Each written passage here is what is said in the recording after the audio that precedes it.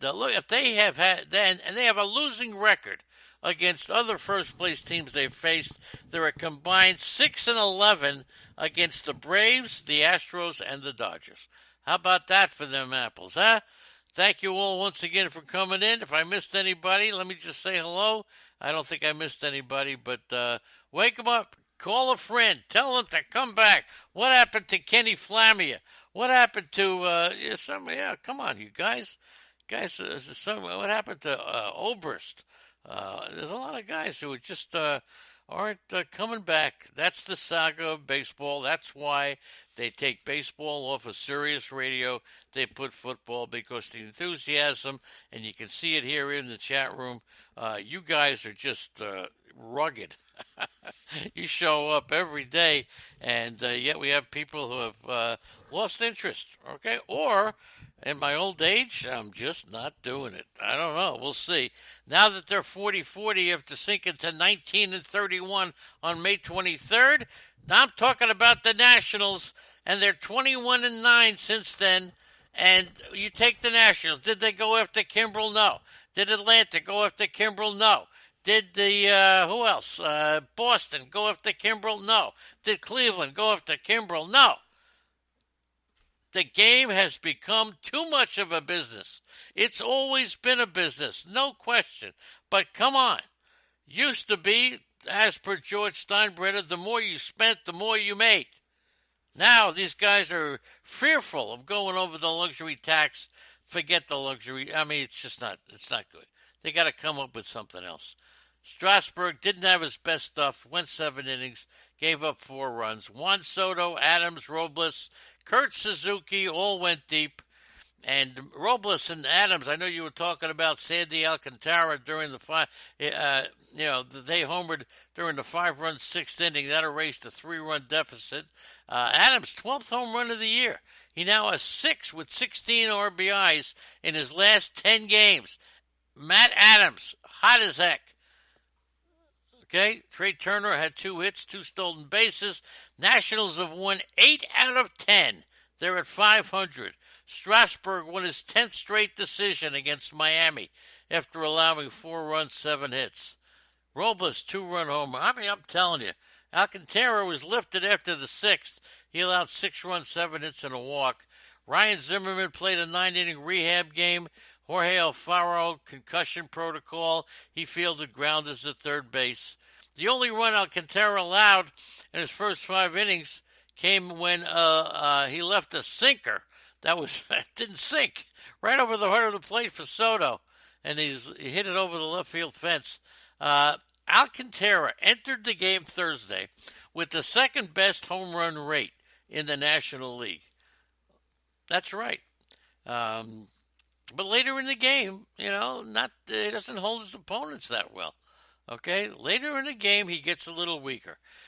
Just a note, Sergio Romo left the game after getting 2 outs in the top of the 9th. He went to cover third base to get a 3rd out of the inning, but collided with Trey Turner. And he stayed in to face one more batter, and then he left with a knee contusion. So you're going to monitor that if you got Sergio Romo, a little bit of a near contusion, of a contusion. Anybody ever have a contusion? Okay? Was anybody ever had the nickname of contusion? Okay? Never that I know of. All right, Walker Buehler gave up 13 hits last night, but the Dodgers still managed to beat the Rockies 12-8. The last time, by the way, that the Dodgers won a game, despite their starter giving up 13 or more hits, was in 1983. Bob Welch was the starting pitcher back in 1983, and they won. So they won again. They scored 4 runs in the 9th inning off of Wade Davis, who was really struggling, extended their winning streak over Colorado to 12 games, and the big blow was a 2-out, 3-run pinch homer by Kiki Hernandez on a 96-mile-an-hour fastball, all right? Wade Davis, he led the National League with 43 saves last year. Now he's got an ERA of 6 and is walking an average of 6 batters per 9 innings. All right, Chris Taylor drove in the go-ahead run. He had a bloop single. And after today, the Dodgers' Max Muncy has a 1.184 slugging percentage in 13 career games at Coors Field. That's the highest slugging percentage by any player in his first 13 games at a ballpark since Joe DiMaggio did it at Sportsman's Park in St. Louis back in the day. Okay? Holy cow. Joe was throwing up some good names here, right? Okay? Walter McMichael was one of the Democrats last night, and if you saw the Democratic debate last night, they were talking about giving illegal immigrants free health care. Now, I don't want to be political, but I don't have a lot to say about that, but I do have a lot to say about the other thing. They're allowing illegal immigrants to place free bets on FanDuel and DraftKings. Now, that's something that I think is wrong, okay? No illegal immigrants should be allowed free betting on DraftKings and FanDuel. I think that's a major catastrophe that's going to happen. Another late inning win for the Rockies over the Dodgers with Kiki, but I told you that already. Pedro Baez, scoreless eighth inning. Kenley Jansen struck out Garen Hampson to end the game with 2 on in a non-save situation. A combined 33 hits in the first of a 4-game set in the last series at the hitter-friendly ballpark. The Padres and the Rockies, 92 runs in 4 games. So this is going to be interesting to see what happens. Muncy with a 2-run homer in the 7th. Solo shot in the 2nd. That was one pitch after Cody Bellinger homered. And then Verdugo and Justin Turner had back-to-back home runs. Charlie Blackmon finished a home run shy of the cycle. Ryan McMahon hit a solo home run. I'll tell you what, Blackmon, who's been he's in line for an All-Star Game reserve, 3 for 5, 2 RBIs. He's reached base in all 27 games he's played at Coors Field this season. Batting .458, 14 of his 18 home runs at Coors. Unbelievable. Unbelievable. Ask SiriusXM, right? Can someone give me my FanDuel loan? There you go. How about that? All right? Give illegal immigrants and chat room members, give the chat room members health care. Give the illegal immigrants FanDuel and DraftKings. Lately, it seems to be going. Bellinger, his 27th homer, it popped out of the glove of David Dahl and over the fence. So the most homers before the All-Star break, held by Gil Hodges and Duke Snider. How about that? Gilliam, Reese, Snyder, Hodges, Ferrillo, Campanella. Wow. You name a lineup as good as that? I dare you. Walker Buehler had a rough evening. A career-high 7 runs, career-high hits, 5 2/3. ZRA went from 296 to 343. A.J. Pollock transferred to the 60 days, been out since April 30th. What else is new? Bellinger's homer, 90th of his career, came in his 372nd game. Now, the Dodger record for 90 home runs was Mike Piazza, who hit it in 378. Trevor Story hit the cage Thursday, and he says he pretty much feels normal. And Peter Lambert got a couple of hits, but 4 2/3 innings and allowed 5 runs.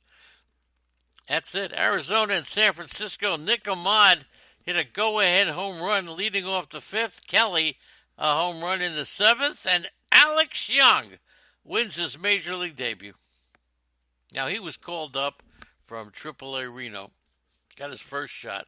2 hits, 1 run, struck out 5. But he looked composed. He looked under control. I saw a little bit of the game. He threw strikes. He was not an overpowering. He didn't throw any pitch harder than 91. He averaged about 89. But he mixed his pitches up, changed his speeds. Okay? Brandon Belt tied it, leading off the bottom half of, I forget one inning, but he hit his 10th home run. The Diamondbacks won for the 4th time in 5 games following a 6-game losing streak. They extended their winning streak in San Francisco to 5. Tyler Beatty, 2 runs, 4 hits, and 5 1/3. And the Giants had been 5-1 in Tyler Beatty's starts prior to Thursday. Okay? And look, it's all about Arizona playing away from home. 8 wins in the last 11 road games. I should be getting a phone call this morning. All right, so this is interesting. Okay, I'm still working on the tennis courts, and we're holding back money from them because one of the lines is not straight. That's crazy. Uh, Ketel Marte's double in the sixth gave him a 10-game hitting streak and a 20-game stretch of reaching base. Okay, and he made the All-Star team. Good move. And here we go in Milwaukee. Travis Shaw gets sent down. Jesus Aguilar gets put to the bench. 81 games for Shaw. Being optioned to AAA, we knew it was coming. Hernan Perez being designated for assignment. So that's a little bit of a surprise. So Keston Hiura and utility player Tyler Saladino being recalled. Inevitable that this was going to happen. Shaw was sent to the minors on a rehab assignment, had a slight wrist. He didn't really hit in the minors either. So we're not surprised. He was batting 164. And Aguilar wasn't doing much better, hitting 208 in 71 games. Season long slump. So Milwaukee's got to do something. Shaw was sent out. He had minor league options and not enough service time to decline the assignment. Aguilar is out of options, so they decided to keep him. They didn't want to lose him just by letting him go. And Hernan Perez, not a big deal, okay? So Shaw and Aguilar, season-long slumps. Bad stuff. So you can't blame yourself if you took either one of these guys. I don't care what you say. Nobody could predict that Travis Shaw, 30 home runs, I think, 2 years in a row, and Aguilar would be total zeros. Total zeros. And they have been total zeros. I mean, who predicted that? Nobody. You could say that there were some that said that Aguilar wouldn't duplicate what he did. But you want to call that predicting this season? Some are taking that and saying, I told you. Bullshit, dinky. That's a new one I got. All right, Bull Dinky. Yeah, Lou was in on Shaw. I was in on Shaw. I took him. I had him in the league. Yep, not good. All right, moving over to the American League. Brian Cashman. Now here's the reason. Now so much speculation on Clint Frazier, but according to Brian Cashman, this is why they brought up Mike Tauchman instead of Clint Frazier. And it had nothing to do with Frazier and what he did reporting to Wilkes-Barre. Nothing to do with that. It's about the foul territory in London Stadium. The Yankees and the Red Sox, in one of the stupidest things Major League Baseball ever did, taking two Fenway Park games, moving them to London. They don't give a hootenanny about that. I saw a story of a guy going to a park, like a Central Park, and said, where do they play baseball? Nobody knew. Okay? They don't appreciate this series. You don't take this series out of Boston or out of New York. You just don't. This is stupidity at its highest level. The Yankees they're gonna play 2 games, Saturday and Sunday. So Tauchman, they wanted his ability to fill in at all three outfield spots. He covers left, center, and right. Above average defensive player. We don't even, and they have a lot of foul territory. So this is why they took him. Okay, I get it. That's why they took him instead of Frazier. In Baltimore, Ryan Mountcastle and Keegan Aiken have been selected to represent the Baltimore AAA team, the Norfolk Tides, formerly a Met affiliate. Mountcastle, 311. 13 homers, 47 RBIs. He's coming up. Be careful. This kid's going to be good if they find the position for him. He's the Orioles' number 2 prospect. Look, he's a good player. Mountcastle, 22 years old. And Cleveland, and from Mountcastle, his 3rd consecutive All-Star nod.